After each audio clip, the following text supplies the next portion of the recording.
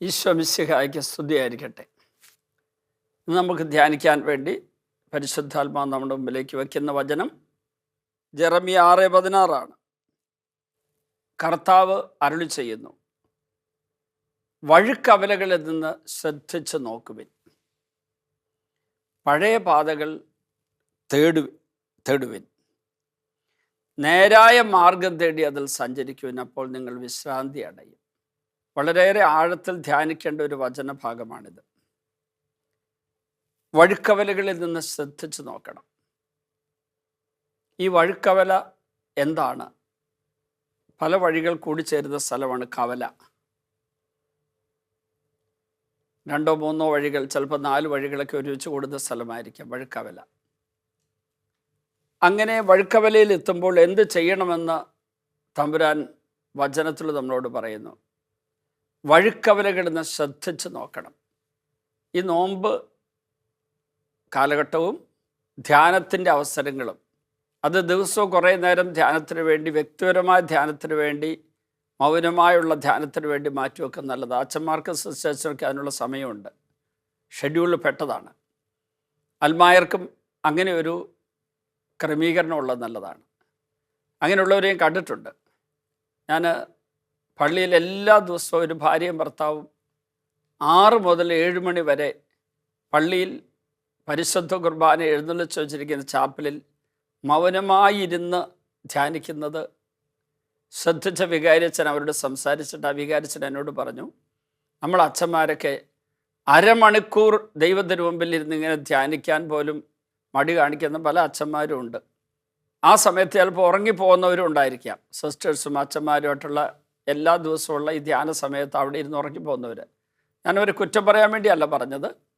പക്ഷേ ഈ വികാരിയച്ഛൻ എന്നോട് പറയുകയാണ്, അവരോട് ചോദിച്ചു വികാരിയച്ഛൻ, അവർ രണ്ടുപേരും പള്ളിയിൽ ഇരിക്കുമ്പോഴാണ് പറഞ്ഞത്, അവർ ജപമാല ചൊല്ലുകയോ കരുണക്കൊന്ത ചൊല്ലുകയോ ഒന്നുമല്ല, ധ്യാനിച്ച് ഇരിക്കുകയാണ്. അപ്പോൾ അവരെ ഇറങ്ങി വന്നപ്പോൾ ഞാൻ അവരോട് സംസാരിച്ചു, നിങ്ങൾ അങ്ങനെ ധ്യാനിക്കുമ്പോൾ നിങ്ങൾക്കുണ്ടാകുന്ന അനുഭവം എന്താണ്?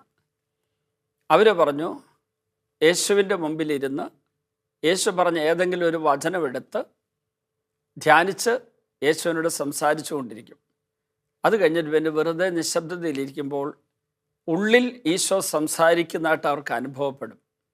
അതാണ് അവരുടെ ധ്യാനത്തിൻ്റെ ക്രമം. ഞാൻ ആ കഥ അവിടെ അവസാനിപ്പിക്കുകയാണ്. അവർ വളരെ ആത്മീയ അഭിഷേകമുള്ള ഒരു കുടുംബമായതുകൊണ്ട് ഞാൻ ഉദാഹരണമായിട്ട് പറഞ്ഞതാണ്.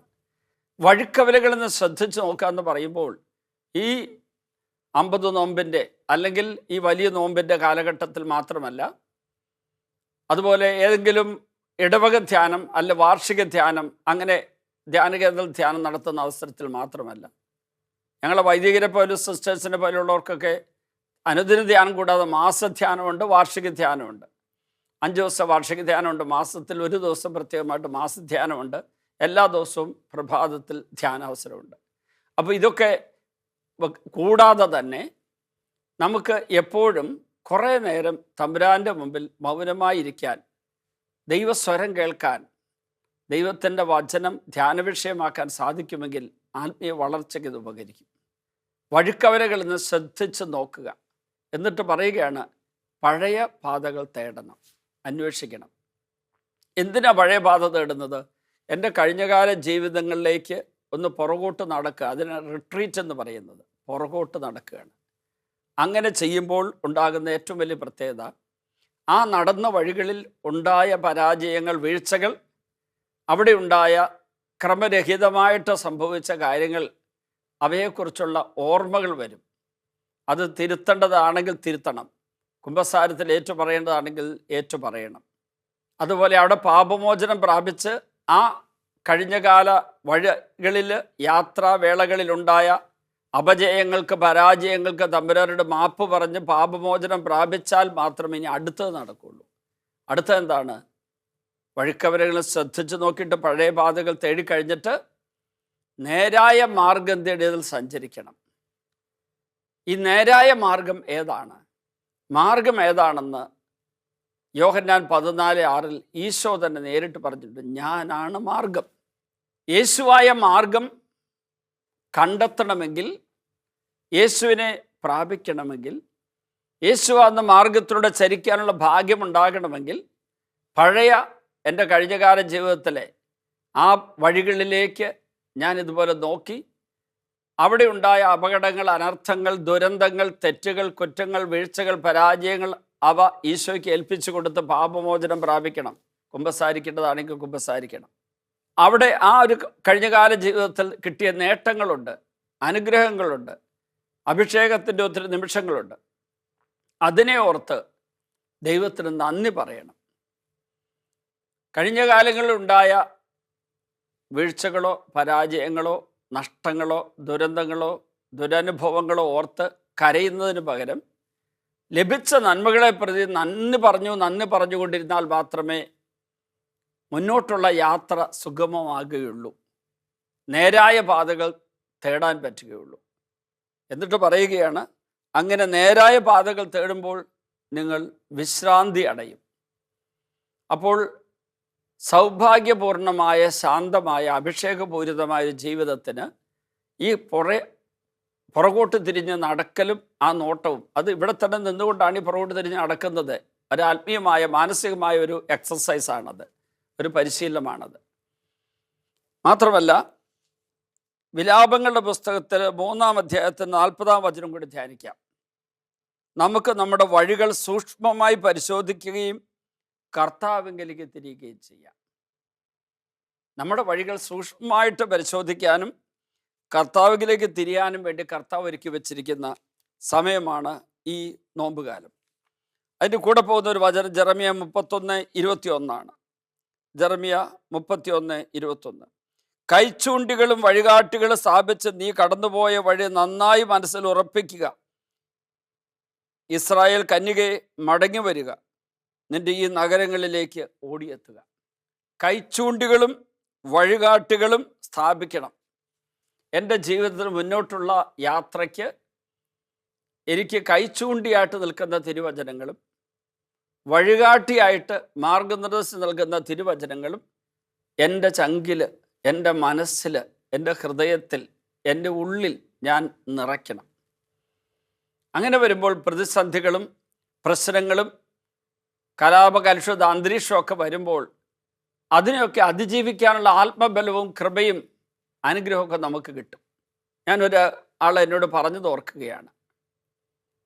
അയാൾ ആത്മഹത്യക്ക് വേണ്ടിയാണ് ബോംബെ CST എന്ന് പറയുന്ന പണ്ട് വിക്ടോറിയ ടെർമിനസ് എന്ന് പറയും, ഇപ്പോൾ CST, ഛത്രപതി ശിവാജി ടെർമിനസ്, അവിടെയുള്ള തിരക്കേറിയ റെയിൽവേ സ്റ്റേഷനിൽ സ്പീഡ് ട്രെയിനായി കടന്നു പോകുമ്പോൾ അതിന് മുമ്പ് ചാടി മരിക്കാൻ വേണ്ടി നിന്ന ആളാണ്, മലയാളി. അദ്ദേഹത്തെ ധ്യാനത്തിന് വേണ്ടി ബോംബെ താബോർ ധ്യാന കേന്ദ്രത്തിൽ ഒരാൾ കൂട്ടിക്കൊണ്ടുവന്നു. വിവാഹം ഉറപ്പിച്ചത് അയാളുടെ കഴിഞ്ഞ കാലത്തിലെ ഒരു അബദ്ധ സഞ്ചാര കാലഘട്ടത്തിലുണ്ടായ ഒരു ദുരന്തത്തിൻ്റെ കഥ കെട്ടാൻ പോകുന്ന പെണ്ണിൻ്റെ വീട്ടുകാരെ ആരും അറിയിച്ചു. അതുകൊണ്ടാണ് കല്യാണം വേണ്ടെന്ന് വെച്ചു. അത് വേണ്ടെന്ന് വെച്ചത് മനസ്സമ്മതം കഴിഞ്ഞ കല്യാണത്തിന് 3 ദിവസം മുമ്പാണ്. നഷ്ടപരിഹാരം ഒരു വൻതുക കൊടുക്കാൻ ഓഫർ ചെയ്ത പെണ്ണിൻ്റെ വീട്ടുകാർ. പക്ഷേ ഈ കല്യാണം വേണ്ടെന്ന് പറഞ്ഞു. ദുഷ്പേരുണ്ടായി, നാട്ടിലെല്ലാം പാട്ടായി. അങ്ങനെയാണ് ആത്മഹത്യക്ക് വേണ്ടി വന്നത്. ഒരുപക്ഷെ ഞാൻ ഈ പറയുന്ന പ്രസംഗം അദ്ദേഹം എന്തെങ്കിലും എവിടെ ഇത് കേൾക്കുന്നുണ്ടെന്ന് എനിക്കറിയാം. അദ്ദേഹത്തിന് അനുവാദമുണ്ട് ഇത് പറയാൻ. പേരും നാടും ഒന്നും വെളിപ്പെടുത്തുന്നില്ലെന്നേ ഉള്ളൂ. അദ്ദേഹം ധ്യാനിക്കാൻ അദ്ദേഹത്തെ മറ്റൊരു മലയാളിയാണ് അവിടെ കൂട്ടിക്കൊണ്ടുവന്നത്. അദ്ദേഹത്തിൻ്റെ സുഹൃത്തുണ്ടായിരുന്നു ബോംബെയിൽ, അദ്ദേഹം കൂട്ടിക്കൊണ്ടുവന്നു. ഒരാഴ്ച ധ്യാനം കൂടി, 2 ആഴ്ച ധ്യാനം കൂടി, ആത്മാവിൽ സൗഖ്യം കിട്ടി, മനസ്സിന് ഉണർവ് കിട്ടി. അങ്ങനെ ഇരിക്കുക അദ്ദേഹം എന്നോട് പറഞ്ഞു, എനിക്ക് കുറേ കാലം പ്രാർത്ഥനയെ ചെലവഴിക്കണം, എവിടെയാണ് സൗകര്യപ്രദമായി. ഞാൻ പറഞ്ഞു, ഇവിടെ കുറച്ച് കാലം പ്രാർത്ഥിക്കാമെന്ന് പരിശീലിച്ച് പഠിച്ചു കഴിഞ്ഞതിന് ശേഷം ഞാനൊരു സ്ഥലം പറഞ്ഞു തരാം, അവിടെ പൊക്കോളാൻ പറഞ്ഞു. അങ്ങനെ അദ്ദേഹം കേരളത്തിൽ നിശബ്ദതയിൽ ഇന്ന് പ്രാർത്ഥിക്കാൻ പറ്റിയ ഒരു സ്ഥലം, ഞാനിപ്പോൾ അത് പരസ്യമായിട്ട് സ്ഥലം പറയുന്നില്ല, അദ്ദേഹത്തിൻ്റെ ഐഡൻറ്റിറ്റി വെളിപ്പെടാതിരിക്കാൻ വേണ്ടി അവിടെ പോയി 3 വർഷക്കാലം അദ്ദേഹം പ്രാർത്ഥനയിലിരുന്നു. അത് കഴിഞ്ഞതിന് ശേഷം അദ്ദേഹത്തിൻ്റെ വിവാഹം നടന്നു. മാത്രമല്ല, ആദ്യം വിവാഹം വേണ്ടെന്ന് പറഞ്ഞിരുന്ന ആ പെൺകുട്ടിയുടെ വീട്ടുകാർ ഇയാളുടെ അടുക്കൽ വന്ന് മാപ്പൊക്കെ പറഞ്ഞ് പ്രാർത്ഥിച്ചു. അദ്ദേഹം എന്നോട് പറഞ്ഞത്, ഞാൻ ഈ പ്രാർത്ഥനയിലായിരുന്ന കാലഘട്ടത്തിൽ എൻ്റെ കഴിഞ്ഞകാല ജീവിത വഴികളെല്ലാം ഞാനൊന്ന് പരിശോധന വിഷയമാക്കി, ഞാനത് ആത്മശോധനയുടെ വിഷയമാക്കി. അപ്പോൾ ഞാൻ അറിയുന്നത് മാരകമായ ചില പാപവീഴ്ചകൾക്ക് പിടിക്കപ്പെട്ടതിൻ്റെ ഫലമായി ദുഷ്പേരിന് കാരണമായ പാപവീഴ്ചകൾക്ക് കാരണമായ ഞാൻ നിസ്സാരമായി അവഗണിച്ച അനേകം പാപങ്ങൾ എൻ്റെ കഴിഞ്ഞകാല ജീവിതത്തിലുണ്ടായിരുന്നു. ഞാൻ ലഘുപാപങ്ങളെന്ന് കരുതിയോ പലതും മാരക പാപങ്ങളായിരുന്നു. അതുകൊണ്ട് എനിക്ക് അവയെല്ലാം കണ്ടെത്താൻ പറ്റി. മാത്രമല്ല, ഇപ്പോൾ എൻ്റെ പുതിയ ജീവിതത്തിന് ആവശ്യമായ ദൈവിക മാർഗനിർദ്ദേശങ്ങൾ തിരുവചനത്തിലൂടെ കർത്താവ് എനിക്ക് തന്നുകൊണ്ടിരിക്കുന്നു. എനിക്ക് വളരെയേറെ സന്തോഷകരമായി ജീവിക്കാൻ പറ്റിയ ഒരു ജീവിത പങ്കാളിയെ കർത്താവ് എനിക്ക് സമ്മാനമായി തന്നു. അവൾ എൻ്റെ കൂടെ എപ്പോഴും പ്രാർത്ഥിക്കും. എൻ്റെ എല്ലാ ചരിത്രം അറിയുന്ന ആളാണ്. ഞങ്ങളിപ്പോൾ സന്തോഷമായിട്ട് ജീവിക്കുന്നു. നമുക്ക് ഈ നോമ്പ് കാലത്ത് നമ്മുടെ കഴിഞ്ഞകാല ജീവിതത്തെ ഒന്ന് കണ്ടെത്താം, അങ്ങോട്ടൊന്ന് തിരിഞ്ഞു നടന്ന് നോക്കാം, അടുത്ത കാലത്തെ ജീവിതത്തിന് വേണ്ടി ഒരുങ്ങുകയും ചെയ്യാം. കർത്താവെ, ജെറമ്യ 6:14 പറയുന്നത് പ്രകാരം വഴുക്കവലകളും ശ്രദ്ധിച്ച് നോക്കാനുള്ള കാലമായി ഞങ്ങൾക്ക് തന്ന ഈ നോമ്പ് കാലം, പഴയ പാതകൾ തേടി അവിടെയുള്ള തെറ്റുകുറ്റങ്ങൾ കണ്ടെത്തി അത് അങ്ങേക്ക് ഏൽപ്പിച്ചു തരാനുള്ള കുമ്പസാരത്തിൻ്റെ കാലഘട്ടം, നല്ല കാര്യങ്ങൾ ഒത്തിരി ഉണ്ടായി അതിനെ ഓർത്ത് സ്തുതിച്ച് നന്ദി പറയാനുള്ള കാലഘട്ടം, അങ്ങനെ മുന്നോട്ട് പോകാനുള്ള വഴിചൂണ്ടുകളും കൈച്ചൂണ്ടുകളും നിർദ്ദേശങ്ങൾ നൽകുന്ന തിരുവചനങ്ങൾ ഉള്ളിൽ ഉറപ്പിക്കുവാൻ ഞങ്ങളെ സഹായിക്കണമേ. അതിനുള്ള കൃപാവരത്തിനെ യാചിക്കുന്നു. പിതാവിൻ്റെയും പുത്രൻ്റെയും പരിശുദ്ധാത്മാവിൻ്റെയും നാമത്തിൽ ആമേൻ.